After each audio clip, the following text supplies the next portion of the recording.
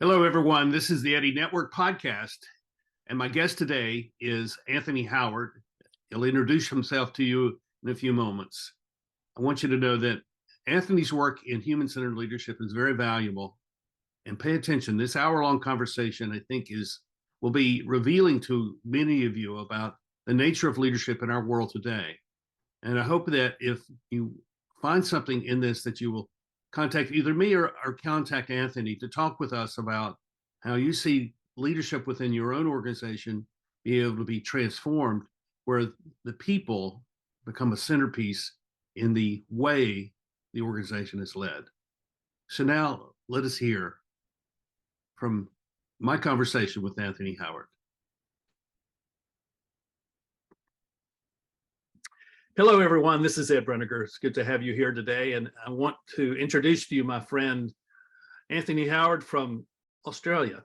And Anthony is a remarkable person that I met about 5 years ago, I think it was, in Vienna at a global forum of the Peter Drucker Society there in Europe. And we just connected together, and I think we've been connected in being of one mind ever since. And I have a great deal of respect for Anthony, and what he is doing and what he's done, I think, is remarkable, and I think it's really worth your knowing about it. So good to have you here.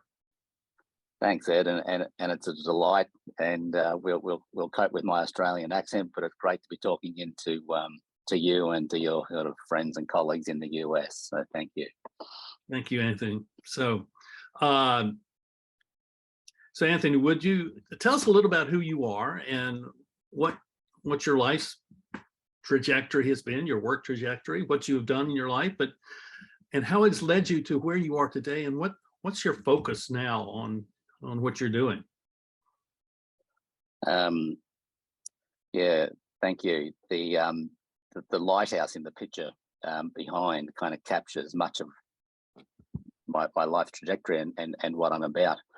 When I finished school, I went away to sea. So I joined the Merchant Marine.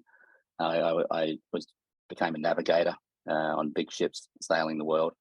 But of course, as a a young green 17-year-old, this was a significant culture shock. I lived in a family of nice mum and dad and the kids, and in a rural part of Australia, and suddenly I was catapulted into the world of men. And it was men in those days. All the people on the ship were men. And they were hard men, and they were used to, living hard, drinking hard, playing hard, and you kind of basically got ahead by standover tactics and violence. But I had these really extraordinary experiences. Even as a young man, 18 years old, 17 years old, I would be on the bridge at night on watch, and it would all be silent, other than the ship sort of pounding through the ocean. And I'd see the blackout curtains open, and a man would come through the blackout curtains, and he'd stand there and he'd get his kind of night vision and he'd look around for me, and he'd see me out on the wing of the bridge, and he'd come out and he'd just stand beside me, and we'd stand side by side looking out to the horizon. And then he'd say something like, "I just got a telegram from my wife. My son's been in a car accident and we don't know if he's going to make it." Or, "I've just got a telegram from my wife. She's had enough. She's going to leave me." So in other words, they would shuffle up from downstairs and share the most profound trauma and difficulties in their life. And I'm like 18 years old. I didn't know what to say, but I just kind of, in a sense, realized they were not looking for a solution. They just wanted to be heard and understood. And they wanted someone to know that at a personal level, they were seen and heard and understood, that they were there as a person. Because downstairs in the bar, they were not a person.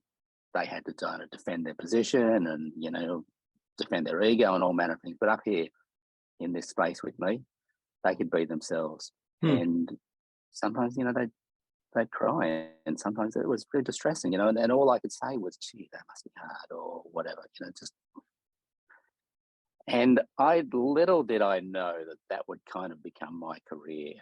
Ultimately I would find myself in a position of listening to people in powerful positions who had the same human need to be heard and understood. So there's a kind of a lot of water under the bridge between that moment and today. But that's been the constant kind of thread. In essence, helping people find that lighthouse, find that North Star, find that trajectory in their life that they can kind of get anchored into, and then build a life. Did you feel like they were seeing something in you that they weren't seeing in the other men? Yes, I know that now on hindsight. At the time, it was like, well, why are you telling me that? I can remember a few times thinking, well, if I was your wife, I believe you too. Yeah. And so I wasn't necessarily the most sympathetic, empathic kind of guy. But and I would attribute this to my upbringing, my parents were pillars of the community. And so we lived in a rural area, floods and fires and all those sort of things you get in Australia. Well, my parents were always at the front of the queue with helping people, fighting the fires, making the sandwiches, doing whatever needed to be done to kind of help people. And I think I kind of captured that. And so on hindsight, what I know now is that I had this facility for creating a space in which people could feel safe. And there's so much research now into mirror neurons and somatic bodily experiences and so forth. I just had this innate ability to be present with people in a way that enabled them to pour out their heart, to find what they were looking for, which was fundamentally, as I said, they wanted to be seen, they wanted to be cared for, they wanted to be understood. That drives every single person on the planet. Yeah, well, I think we all would like to have someone that we could turn to who was like that and be able to be that vulnerable, that transparent in what we're going through. So what a great experience at such a young age. On, as I said, hindsight is kind of wonderful. At the time, it confused me a little bit, and I had to come to a point of accepting that this was just going to happen, and accepting that I was different to these other men. And so it became apparent to me over time that my career was not, at sea. I left the ships, and I worked in church organizations for many years doing mission work and youth work. But still, there was this thing within me. And one day, in the work that I was doing in the church, which was kind of similar work, just listening to people, a businessman rings me, a very successful businessman, and says, "Can we have a chat?" And which, given the story I've just described, have a chat means sit and listen to someone. So he comes and pours out his heart, and his difficulty is he was traveling extensively and was worried about his relationship with his teenage son. And I just kind of did the similar listening and asking questions and probing a little bit. And he found this conversation really very rewarding. Fundamentally, I think I was able to ask some questions which helped him find answers that he hadn't been able to find before. Not that I did not have those answers myself. But after that meeting, I remember thinking, gee, whatever this was, this is a big need in business and society, because people like him have nobody to talk to about the stuff that really matters. He can't go into his CEO or his board and say, hey, I'm worried about, my teenage son kind of thing. He's got to talk about numbers and delivery and execution and getting stuff done and getting on the plane. And so then I kind of searched for that over many years. And then, I've now been doing this work for more than 20 years. I ended up in the coaching space, the mentoring space, the, caring for CEOs. And I was at a conference in the US, 2010, 11, something like that. And as I was being introduced, the man who was introducing me paused, and he called me over because he's reading the kind of bio. Anthony Howard is a mentor. And he calls me over and says, "What is a mentor?" And I realized that and in the US, a mentor is very often a school situation, a teacher-student situation, even in the university, or in a big organization. It's the senior partner, mentoring the junior partner, helping them with a career and so on. So mentor had particular kind of connotations. And so I described what would often be called executive coaching, but I described this, what I've talked about here, creating a safe space for people to have a conversation about the stuff that really matters so they feel heard and understood. And, and he just looked at me and said, okay, I'm still not sure I get it, but then he finished the introduction and I went on to talk. And that night at dinner, I was sitting around with some people from the conference and who we didn't really, but we're introducing ourselves. And as I introduced myself to the woman beside me, she said, "Oh, you're the CEO Whisperer." And I said, "How do you mean?" She said, "Well, when you were being introduced and you're trying to describe what you do," she said, "we looked at one another on the table." She said, "We looked at one another and said, he's a CEO Whisperer."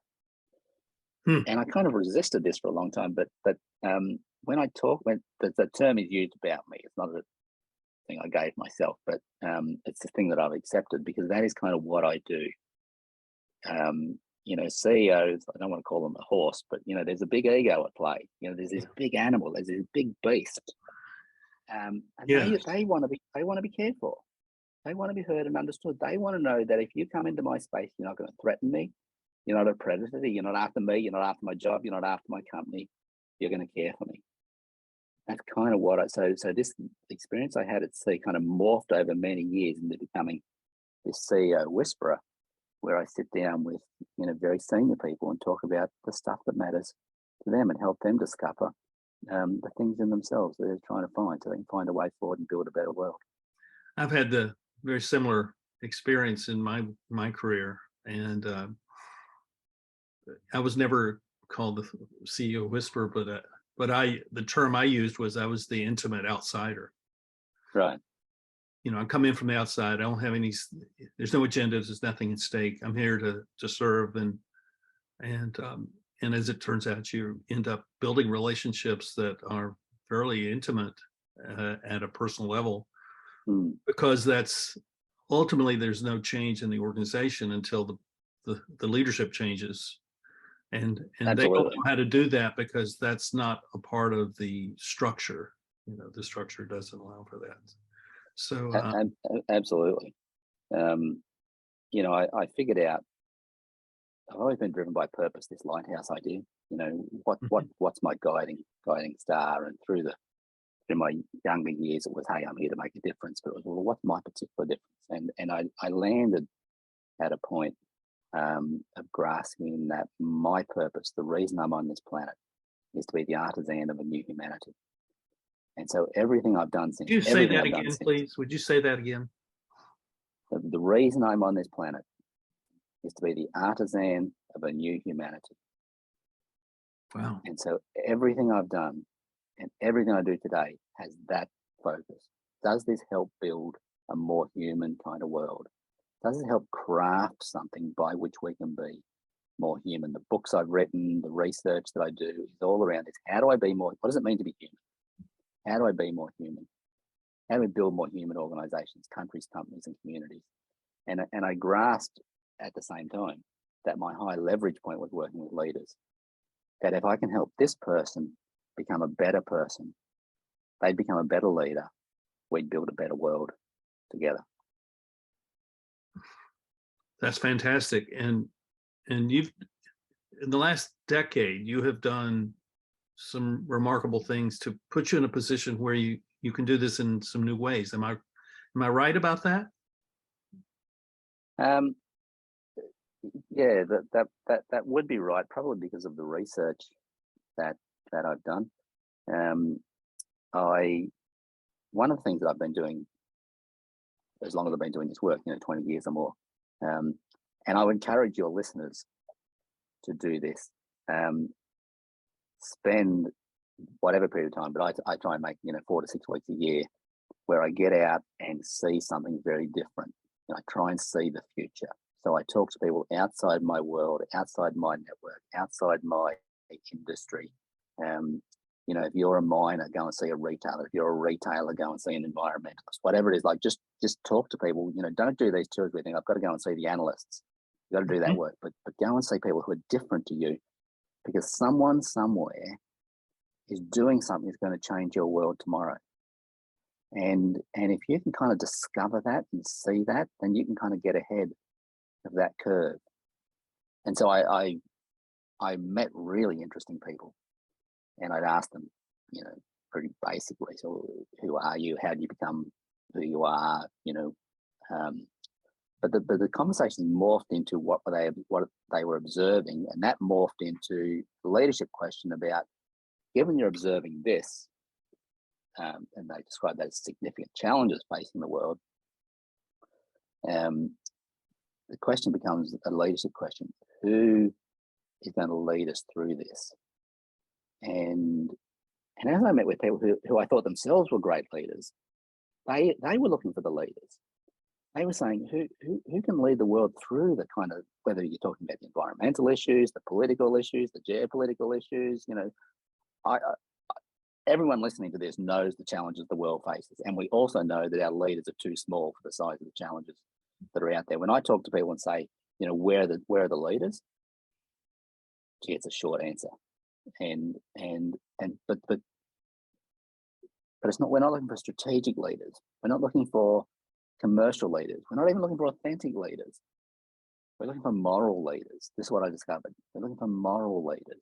And the first time that emerged was, I was talking to someone and they were grappling with this. And they said, well, we're looking for a new Mandela. And it was an observation that there are some people, the Mandelas, the Martin Luther Kings, who sort of rise above everything else. Doesn't mean they're not flawed human beings, but they rise above everything else. They rise above the day-to-day, and they show us a vision, and they show us a way forward. They show us a better way of being human and a better way of living in the world. Where are those kind of leaders? Where are they emerging from? And so I think that's kind of shaped my thing. Well, how do we create that? And that led to this book on human-centered leadership that said, well, somehow we're looking for these leaders who are extraordinarily human-centered. That led to some deep academic research on really what it means to be a person, and how we build leadership relationships and countries, companies, and communities grounded in human dignity and deep care and respect for one another. So perhaps a long answer to your question, but yes, it has it's a great answer. So it raises the question in my mind is, okay, if we're going to create these kinds of leaders, then what is the structure for doing that? Because everything operates within some kind of structure. So what's the structure we need to create these kinds of leaders? And how different is it from what we have now? I think of this in terms of a foundation. So I think a lot of the work we've done lacks the human foundation. And so if I can use a philosophical term, it lacks a philosophical anthropology. And so you could see this, and I can see this when I go and watch a leader in action. Now, you can read it in the paper, you don't need to kind of be physically present. You can tell by the way they behave, the way they treat people, you can tell what their attitude is towards people. So I can see that. I think you're a means to an end. You're someone I can use as a resource to get stuff done. And when you're no longer a resource to me, I can just discard you and go and get another resource. Unfortunately, that's the way many people are treated in the world today. I hate to say this, but we're seeing that played out in the Ukraine war at the moment. Yeah. It appears to me that Putin is using his people as, awful term, cannon fodder. He's just throwing it's just an awful way to treat people. There are mothers all over the Ukraine and Russia who are weeping because their sons and daughters are dying in a pointless war. And so, but that kind of does serve as this example of people are not a resource for you to use. And so people, we have this inherent dignity, we have this inherent value. And so the starting point is to kind of grasp, the starting point, going back to the anthropology, what does it actually mean to be a person? Because if I'm in a relationship, and we're relational beings, everything's relational. I'm in a relationship with a person. I'm not in a relationship with an object. I'm in a Right. relationship with someone who has a life, someone who has family, friends, work. They have this kind of structure in their life that makes them who they are. And that, obviously, in a similar way, that makes me who I am. And if you and I, or myself and someone else, are in a relationship, it starts with who we are as persons, not what we do. Now, we do stuff together, but we do stuff together because of who we are as persons. And if we just focus on the doing rather than who we are as persons, we're just missing a major part of the equation. So to answer your structural question, it's getting that being piece, getting the anthropology underneath the doing. Yeah, because I see that the development of the structure of the world at the organizational level has moved continually to the point of where we basically exploit people for their asset value, and as a result, I think we're seeing that in how people are not going back to work after the pandemic. They're ghost quitting. They get a job and then they quit, but they don't show up. I mean, we're at a very interesting stage of transition, and I think what you're talking about is a really key question that needs to be talked about with people, everywhere. I mean, you and I have talked about it, and you're talking about it with the circles of people, your network of people that you meet on a regular basis. And so what are the people that you are introducing these ideas to? What are they? How are they responding to what you're saying?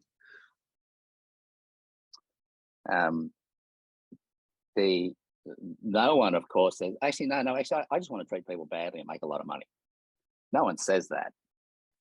Sometimes their behavior indicates that, and it's not intentional, by the way. And so this is an important point, that nobody goes to work saying, I'm going to exploit people, unless they're kind of really a narcissist, and they still don't think they are anyway.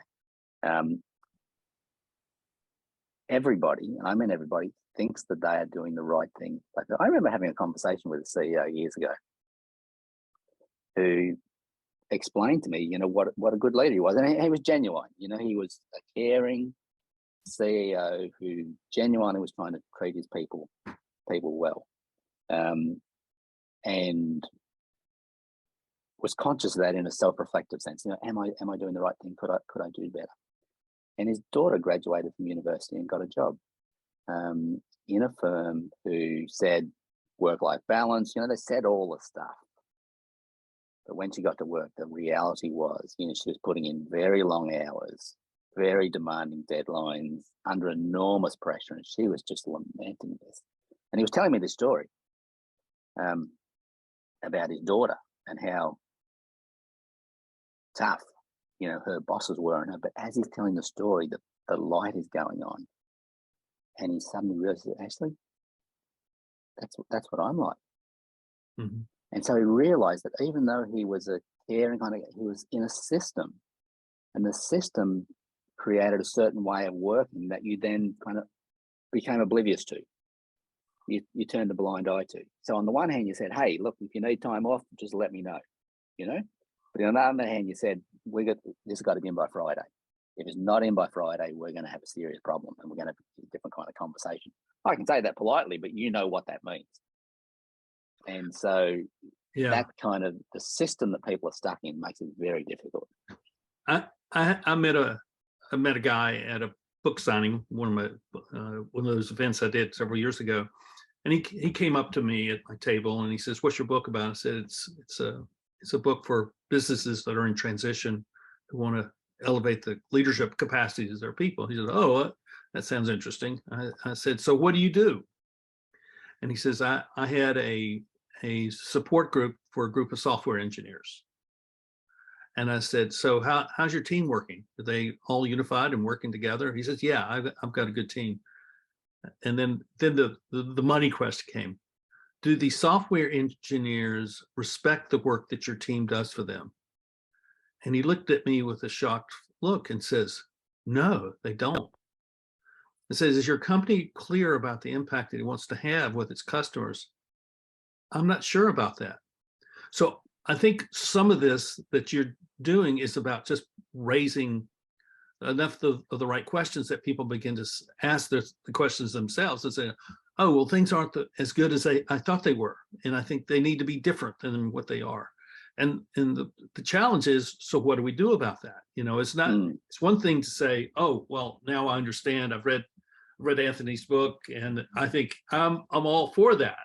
Yeah, I'm signed up. The question is, what do we do about that?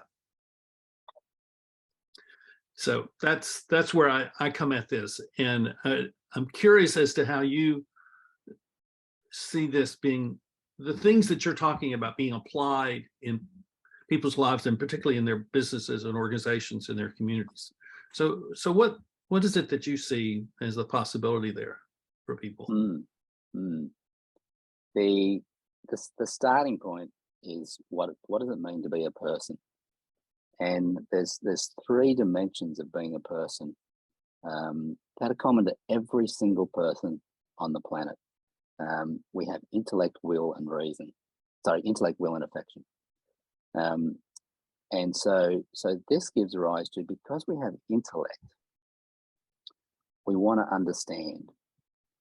But in particular, there's a very particular thing that we want to understand, and that's why.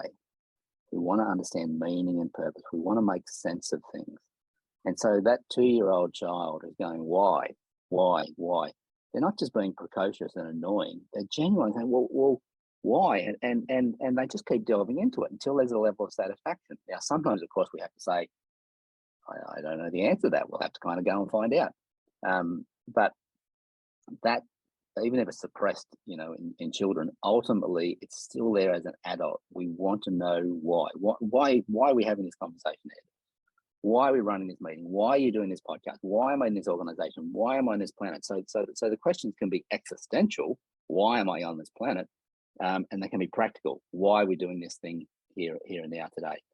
And so if you're working with people, living with people, which funnily enough is kind of every person on the planet, we have to understand why. Why are we in this relationship? Why are we doing this thing together? Why is this company exist? And I'm not talking about branding statements. I'm talking about existential. So how do you find the answer to the why question? What is it that you see working for people when they begin to ask that question? Because it could just lead them into kind of a sense of bewilderment about the world. You know, I don't understand. Why is it that I don't? I mean, the whys can keep going. You know, I keep asking why, and not ever coming down to something that's really solid that says, oh, that makes sense to me. That's something I can work with. Can I make the observation that, and I refer you to a philosophical psychiatrist in the UK called Ian McGilchrist. He's written a book called The Things That Matter. I don't know if you're familiar with McGilchrist's work, but I think The Things That Matter is going to be possibly the seminal work of the 21st century. It'll be a work that people will be reading for thousands of years, like they read, you know, Plato's Republic. Now, McGilchrist is driven by this fundamental thing, trying to understand the human person so we can understand ourselves. But his interest is in the brain, and this matters for your question. And McGilchrist makes the observation that the left and the right hemispheres do the same things but do it differently. And the difference is in what they attend to. And he uses the metaphor of a bird. So I live on a farm. I can sit in my office and I can look out my office window and I can see the birds, you know, pecking around. And so the bird pecking at the seed on the ground there is able to very, very rapidly discern yes, no. This is a seed, this is a piece of gravel, this is a piece of dirt, this is a weed. In other words, I can eat this, I can't eat that. Very, very rapidly. Gilchrist says this is a left hemisphere capability, a binary yes or no. Meanwhile, the right hemisphere is scanning the environment, paying attention to the environment to make sure that bird doesn't become someone else's lunch. And so McGilchrist's observation is that we've become extraordinarily left hemispherical. We want binary answers, yes or no, whereas the right hemisphere is comfortable in complexity and ambiguity. The right hemisphere is comfortable not knowing why. The right hemisphere is comfortable exploring, searching, discovering. And so one of the great blessings that I have now, that I now grasp because of McGilchrist's work, is I left school and went away to sea. I became an explorer. And rather than going to university where I would have got locked into a program of teaching with right answers and wrong answers and right ways of doing things, a left hemisphere way of thinking, I was launched into a world of the right hemisphere. I was launched into a world of greatness, of curiosity, of beauty, of truth and goodness. That pursued me then through the work that I did in the church, and it's pursued me now for 40 plus years. We are all searching truth, beauty and goodness, and these are right hemisphere kind of things, and we've got to quell that thing that says, but I don't have an answer yet. Because when you ask why am I on this planet? Now, we can have a whole nother conversation about how to do that, and I can help. That's the primary part of my work, to help people discern that. But with the moment you start asking the question why, you have to give yourself permission to be uncomfortable with not yet having an answer and letting the answer emerge.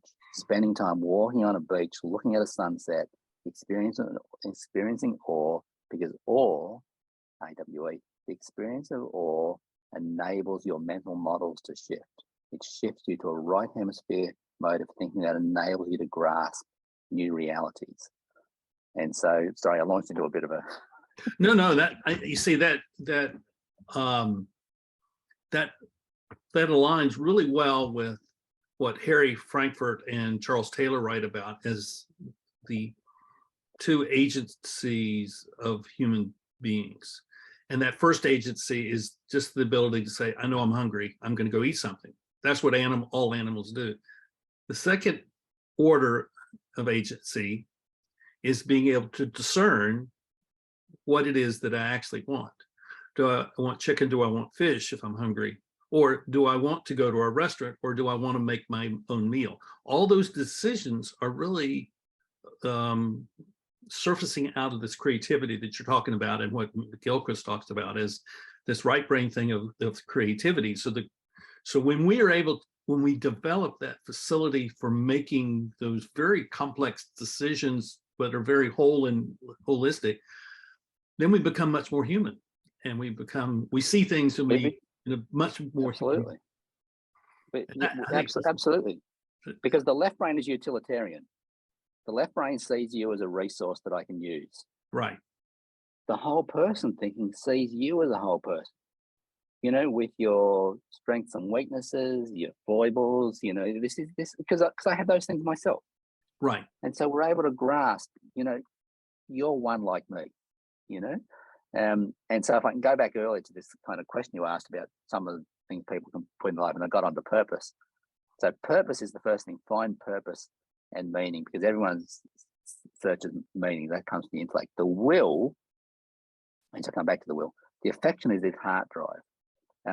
We want to care and be cared for. We want to be in love. We want to be loved by others. There's this fundamental human need that children have with their mother at birth. I am a being in relationship with another being. And we all know the pain of when those relationships break down, the relationships we care about. So that's an example. The pain shows us how much these things kind of matter. And so the starting point in a community, a country, a civilization, whatever, is who am I in relationship with here? What's the quality of our relationships? What can I do to enhance those relationships? And we all know where relationships are struggling. We all know around this team or around this table where the relationships are in a good place, or where we need to have another conversation, and you need to be the adult. When you're aware of it, you need to be the one who says, okay, I'm going to take some steps to try and rectify this relationship, because the other person, they want to care and be cared for as well. But we approach that with the wonder of what can happen, rather than this, binary, well, if she doesn't say that, then she's out kind of idea. Well, let me ask you this in this. So if you're the CEO of a business, or you're the owner of a business, and you want this type of conversation to happen with your people, that you're describing this asking the why, and you're describing what's it mean to be a human being, and sort of, and you want, as the head of this organization, you want to foster that kind of conversation. Can that happen? What if I'm the CEO, what would you tell me I should do? The first thing that I do, so let's kind of make some assumptions at the moment that you're building a new team. You could do this with an existing team, but there's some other issues involved. Let's say you're building a new team. You're getting some new folks on board. We're doing this new thing. So one, they want to understand why. We've kind of dealt with that sufficiently. But the first question becomes, hey, Ed, what's your story? What's your story? That's a really compelling kind of question, because so when I meet new people, I say to them, hey, nice mate, what's your story? And people look at me because they're thinking in the left brain, what does he mean by that? Does he mean? And so they say, well, I get one of two answers. One answer is, I work for so and so and I do such and such. That's not my story. Or the second answer is, well, how do you mean? What's your story? And I say, well, my assumption is you were born at a very young age. What happened next? And I just let them talk. So I give people permission to talk in any way they like. And people tell the most fascinating stories.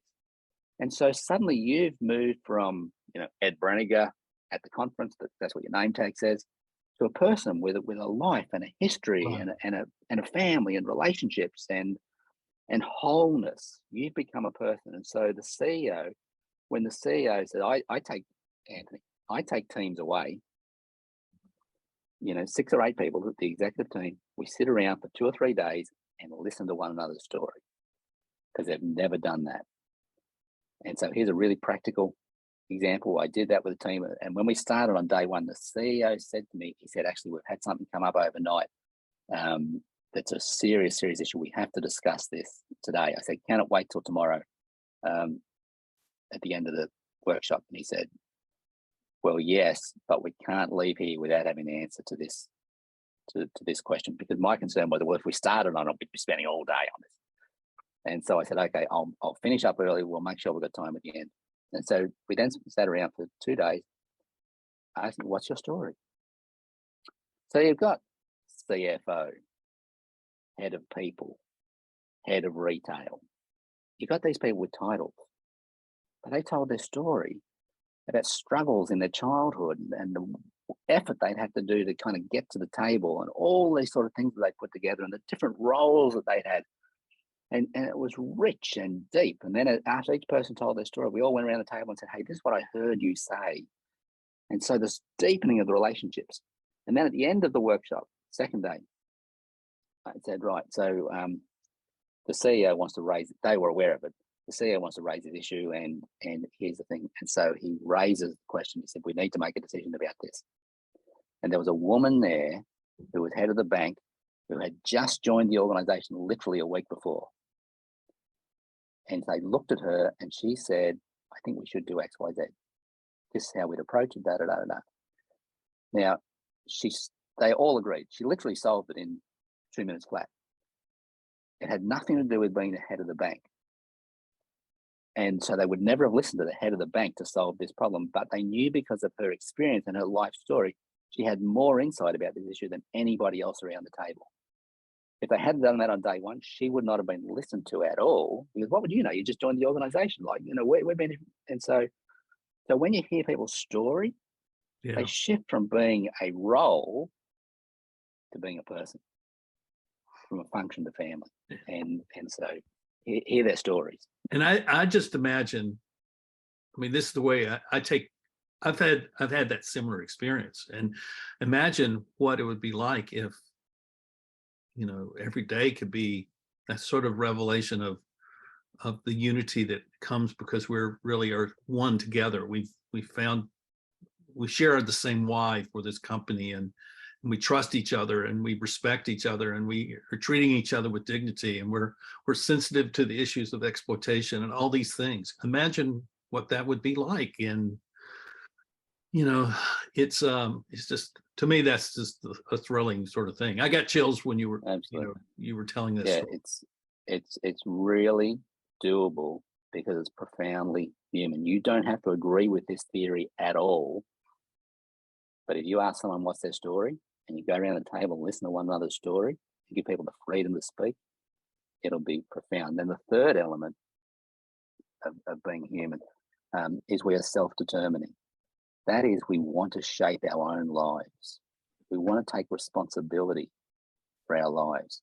And so, in a very simple sense, I go to the gym, I work out, because I want to keep myself in a certain shape, and lots of other people do too. Well, the choices we make shape us as well. The thoughts we think shape us as well. The people we associate with shape us.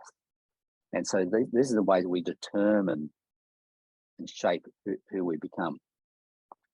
But the extraordinary thing is we actually want to take responsibility for ourselves. And so that a lot of the struggles that we see with people are them trying to, don't tell me what to do, let me do it, give me the freedom. And so they've obviously got to be trained and developed and all those kind of things. But if we can create the space and create the environment in which people can do their best work. And so I've worked with teams all over the world, and I ask them about their purpose, and I ask them about their relationships, and we have time to kind of delve into that. And then I ask them what they're responsible for. And I've never met a team yet that could answer that question precisely. Precisely. So they might say, hey, I'm the CFO, and so I get your role and I understand your KPIs, but tell me really precisely what you're responsible for in a way that lines up with everything else that the organization is doing right here, right now. It's really very difficult for people to kind of get their head around. But once you can kind of liberate that in yourself or in an organization, and we're really crystal clear about who's responsible and therefore accountable for what, it accelerates the organization. The same thing is true in a community, in a family. Who's responsible for doing the dishes in the family? So we agree to share. However, yeah. So if they can't, this is where I think this question goes. If they can't identify what they're responsible for, can they identify what the company is responsible for? Can they identify how to measure the company's success if they can't acknowledge or identify what their own success is? In many cases, they're confused. And so it's not necessarily that they don't know why the company exists or what products and services we're in and who our customers are. So we kind of grasp that. We can join an organization and we can get that. But, if you walked up to someone in the organization and said, hey, this is why the company exists. This is the work we're in, for argument's sake, and tell me 2 sentences what you're responsible for that drives that contributes to that. I've never met a person yet who can answer that question unreflectively, like immediately. And so if you do it with a team and we all write it up on sticky notes and put it up on the wall, frankly got a mess. And if everyone does what they've written up on the wall, which is kind of what they come into work doing. Yeah. So I'm busy doing busy work. And I'm coming at the end of the day saying, well, big day. I got a lot done. Gee, I was in a lot of meetings. Yeah, but did I do what I was responsible for that moved the organization forward toward our purpose, toward that lighthouse, toward that objective? Because if we all did what we just wrote up on the wall, it doesn't knit together in a way that helps us move towards our purpose and fulfill the strategy that we just signed off, that the board just signed off on. It's a doable thing to kind of identify what runs, but I want to link back to the person, because we're persons. We want to know, this is what I'm responsible for. It's precisely this. This is what I have to do. This is mine to do. Now it changes and develops over time. It's bigger and smaller depending on size and complexity of roles. But if you can liberate your people to know what they are accountable for precisely, and I can come to work and do it. And so you're letting people do it rather than telling them what to do. So I liken all this to a spinning top. And so, we can spin these tops and we can get this top kind of spinning. And so the orientation of the top is toward purpose. That gives this thing direction. The relationships give it momentum. Responsibilities give it structure, and it sits on values. So if a relationship breaks down, the top falls over. If it doesn't have purpose and direction, the top falls over. If it doesn't have a firm foundation of values, it falls over. But here's a question I put to leaders. How do you get the people who work for you, how do you get their top to spin? It's actually a trick question, because you can't make someone else's top spin. You can't make someone else's life work for them. What you can do is create the conditions so they can make their own top spin. That's the challenge of leadership, to create the conditions so you can be purposeful, relational, and responsible. And if you think about those three words together, purpose, relationship, responsibility, this is how you get your life and your organization to purr, by helping people grasp this stuff. Really simple. I like that a lot. I like that a lot, because it's no longer kind of a top-down leadership role. And now it's, I'm going to walk beside you, and As us together. Yeah. We're going to walk beside each other into the future, and we're going to support each other as we each try to figure out what our responsibilities are, and we're each going to fulfill those responsibilities, but we're going to do it in a supportive way, because we care about it. It reminds me of what I saw in working with some different companies, where there was this gap between that executive layer and everybody else. And the executives were in and out, and they did not last very long, but all the people were there for a long time. And as I looked at that, I came to this phrase that I now use quite often, that there is a persistent residual culture of values. And it persists because it resides in the relationships of people in the company. And that the company is defined by this persistent residual culture of values, and it is exhibited in the love that the people have for their company. And oftentimes the people at the top don't see this, because they're under tremendous pressure to they're looking at different things. Yeah, they're looking at different things. But when they end up walking beside the people, it's, in this sense, it's the grassroots leading the upper level. And I think that's a lot of what you're trying to say. And I think that's the sort of thing that people should grasp hold of, people in local communities, people in local businesses. And so I'm leading to a question here, Anthony. What should a person who is running a business, head of the business, do when they have this sense that they're responsible for all of it, and that they have to be in control of all of it? Because I think that's the hardship that many businesses go through when you have that kind of constriction on the ability of people to be responsible and to take charge of their own responsibility. It's a journey to get through that. It's somewhat analogous to the and it gets back to this left and right hemisphere thing, funnily enough. Hey, we're a company in crisis, we'd better cut costs. We've cut costs, and now our products aren't shipping quite as well, and we're losing customers, and we're losing revenue. We better cut more costs. In other words, if you go down a particular kind of approach without thinking it through, you can end up in quite a negative kind of spiral.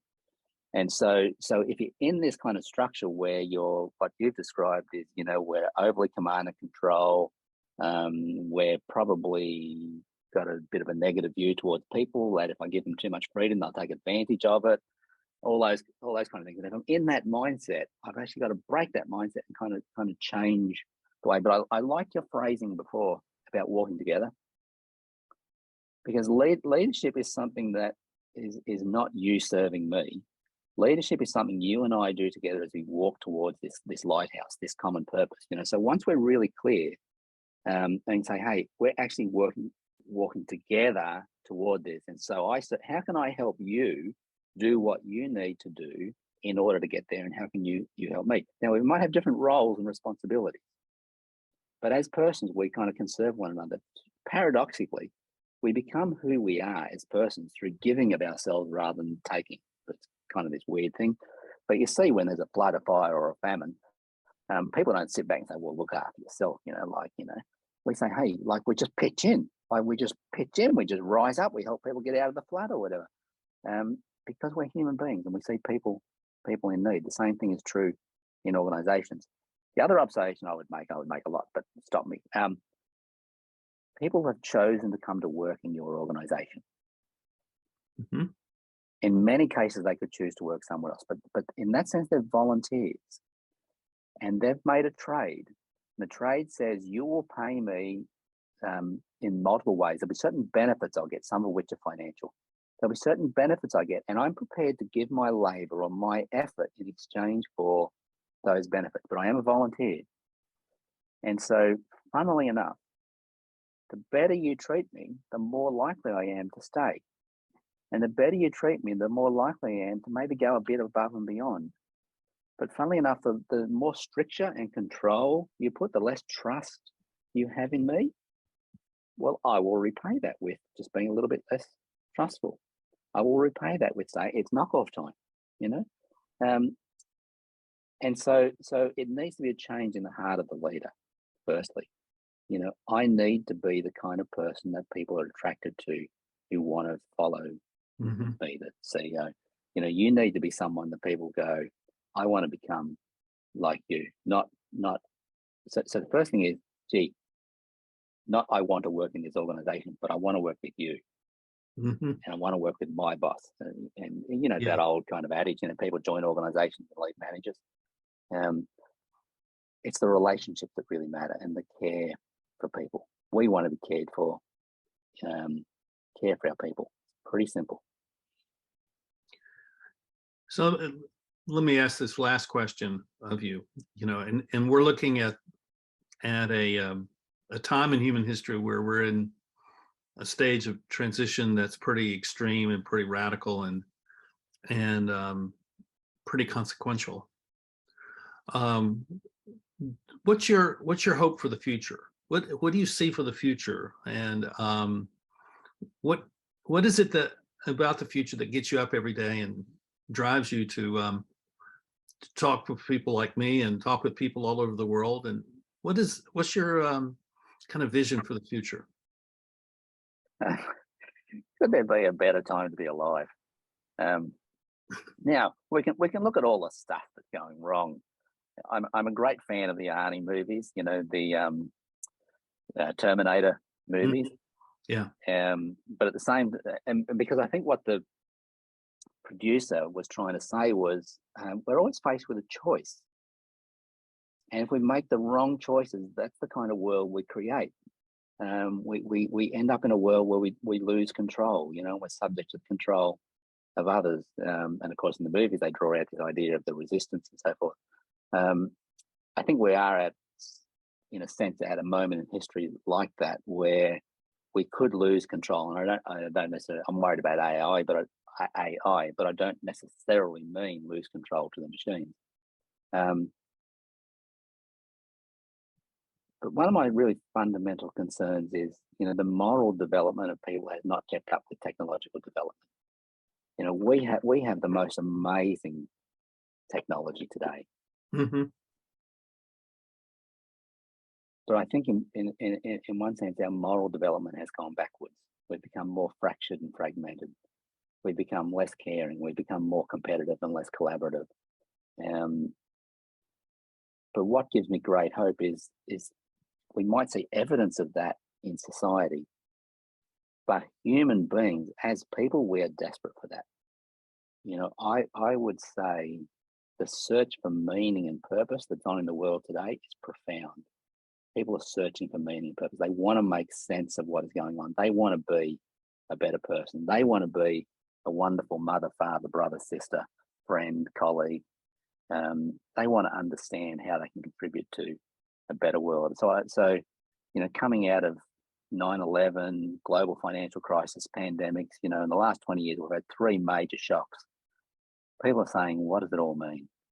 Where do I want to make my contribution? Where do I want to do my best work? And what a time to be alive. How good is it to be a part of that and to be able in some small way to kind of shift the dial toward a better world for human beings today.